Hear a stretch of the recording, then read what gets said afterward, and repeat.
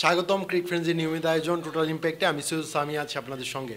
চিটং Kings এবং খুলনা টাইগার্সের মধ্যকার হাড্ডাহাড্ডি একটা ম্যাচ হয়েছে, নাটকীয় একটা ম্যাচ হয়েছে। এই ম্যাচটা নিয়ে কথা বলার জন্য হাজির হয়েছি। আমার সঙ্গে আছেন মোহাম্মদ সাদমান। সাদমান, স্বাগতম। ধন্যবাদ। এই ম্যাচটাতে আসলে অনেক নাটকীয়তা ছিল, টাইম আউট ছিল, এক বলে 15 রানের একটা ইনসিডেন্ট আমরা দেখতে পেরেছি। সব মিলে যদি একটু বলতেন ম্যাচটা কীরকম হয়েছে। ফার্স্টে বলতে চাই যে মিরপুরের মাটিতে পরপর 3 ম্যাচে 200-র কাছাকাছি রান দেখাটা একটা ড্রিম। গতকালকার ম্যাচগুলোতে আমরা দেখেছি প্রায় 200-র কাছাকাছি ফার্স্ট ইনিংসে হয়েছে। আজকে কিন্তু 200 পার হয়ে গিয়েছে, 203 রান করেছিল খুলনা টাইগার্স আর 4 উইকেট হারিয়ে। সেটা আসলে চিটাগাং পার করতে পারেনি, 37 রানে তারা হেরে যায়।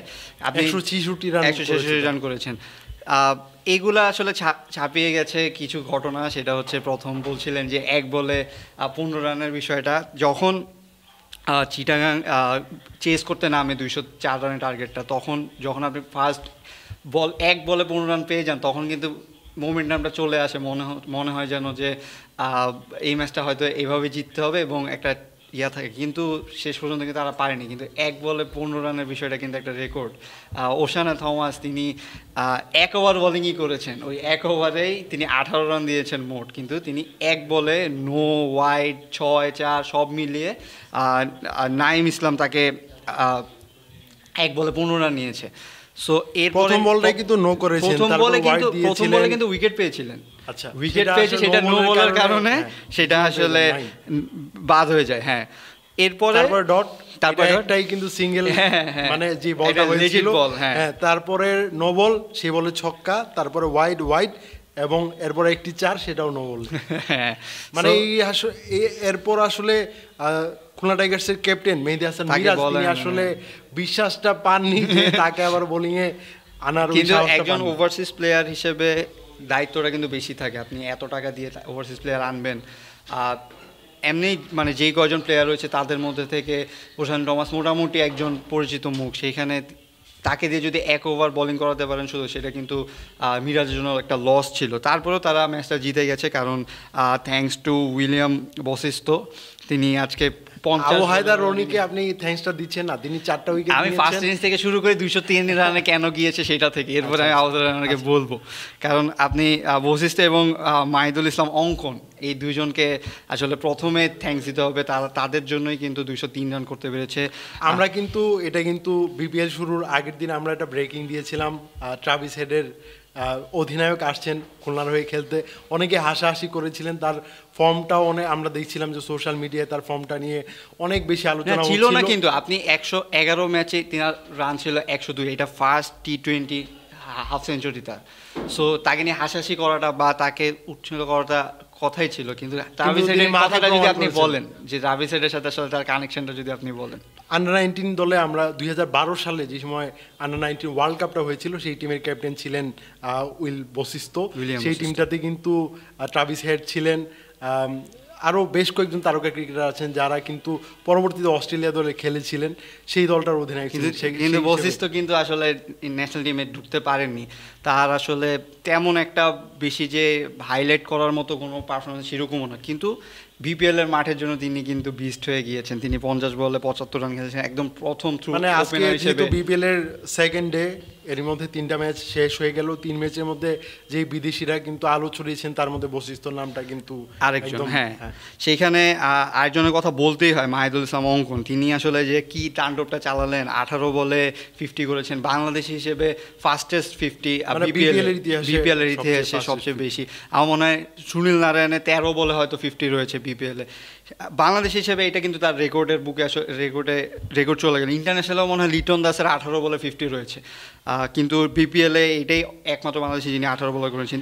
অঙ্কন কিন্তু নর্মালি এত অ্যাটাকিং খেলেন না, মানে মাঝে মাঝে তিনি এরকম ক্যামিও ইনিংস খেলেন, কিন্তু আজকেরটা কিন্তু তার কল্যাণেই হচ্ছে 200 রান পার করতে পেরেছে। কারণ আপনি যেখানে দেখবেন 50 বলে 75 করেছেন, অঙ্কনের রোলটা কিন্তু একটু নিচের দিকে যেহেতু ব্যাট করেন, ওই সময় ব্যাটাররা মানে টপ অর্ডার মিডল অর্ডারের ব্যাটাররা যদি ভালো রান পান, তখন আসলে তার হাতে খুব বেশি বল থাকে না, তিনি হয়তো 5টা 7টা 10টা বল খেলার সুযোগ পান।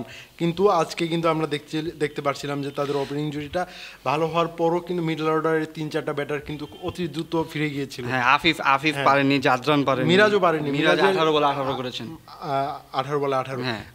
ইনিংসগুলো বড় হয়নি, এরপরে কিন্তু সুযোগটা কিন্তু এসে যায়। এইটাতে কিন্তু তাকে অনেক বড় হেল্প করেছে বশিষ্ঠ। তিনি যেহেতু এক প্রান্ত ধরে রেখেছিলেন, তিনি সেট হয়ে গিয়েছিলেন।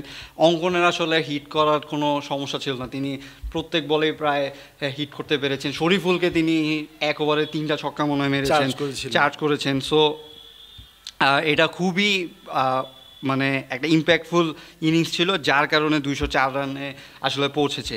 এরপরের ইনিংসে যদি আমরা যাই, চিটাগাংয়ের হয়ে কিন্তু ফার্স্টে টপ অর্ডার কিছুই করতে পারেনি। আপনার নাঈম ইসলাম সেই এক বলে 15 রান হওয়ার পরে যেটা হওয়া উচিত ছিল, যে আপনি পাওয়ার প্লেতে 100 রান যদি তুলে ফেলতে পারেন। নাঈম ইসলাম কিন্তু প্রথম ওভারে উইকেটটা হারিয়ে ফেলেছিলেন। হ্যাঁ, প্রথম ওভারে হারিয়ে ফেলেছিলেন। বশিষ্ঠ একটা উইকেটই পেয়েছেন। না, উনি পরে গিয়েছিলেন, কিন্তু পারভেজ হোসেন ইমন মনে হয় শুরুর দিকে আউট হয়ে গিয়েছিলেন। না, উনি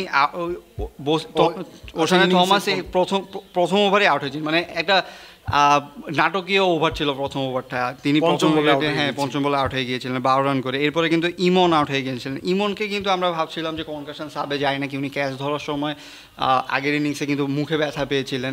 সো আমরা ভাবছিলাম যে উনি কি আসলে কনকাশন সাব হয় না, কিন্তু তিনি কিন্তু নেমেছিলেন, কিন্তু 8 বলে 13 করে আউট হয়ে যান। এরপরে উসমান খান আসেন, উসমান খান, মোহাম্মদ মিঠুন এবং হায়দার আলী, তারা তিনজনকে যেভাবে একটা আনপ্লেবল একটা ডেলিভারিতে বোল্ড করেছেন আবু হায়দার রনি, এটা আসলে খুবই দেখার মতো। আবু হায়দার রনি কিন্তু দুর্দান্ত ফর্মে রয়েছেন, ওনাকে কিন্তু এনসিএল এ খুবই ভালো করেছেন, সেই পারফরম্যান্সটা বিপিএল এ টেনে এনেছেন।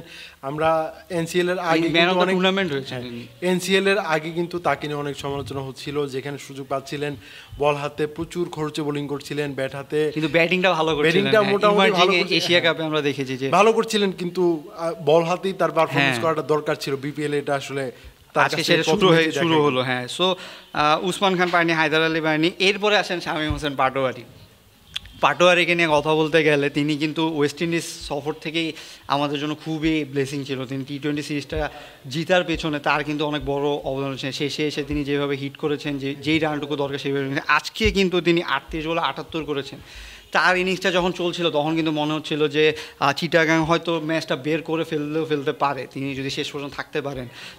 যদিও এটা অনেক কঠিন কাজ ছিল, মানে 6-7 উইকেট পড়ে গিয়েছিল। শামীম হোসেন পাটোয়ারির সেঞ্চুরির সম্ভাবনাটাও দেখছিলাম, সেই সুযোগটা ছিল। তবে নিচের দিকে ব্যাটার যেহেতু ছিল না, আমি ভাবছিলাম যে ম্যাচটা হয়তো বা জিতবে না, কিন্তু শামীম পাটোয়ারি ভালো একটা ইনিংস খেলতে পারেন। ইনিংসটা আরেকটু বড় হলে মনে হয় আরেকটু ভালো হতো। হ্যাঁ, সেটা ঠিক আছে।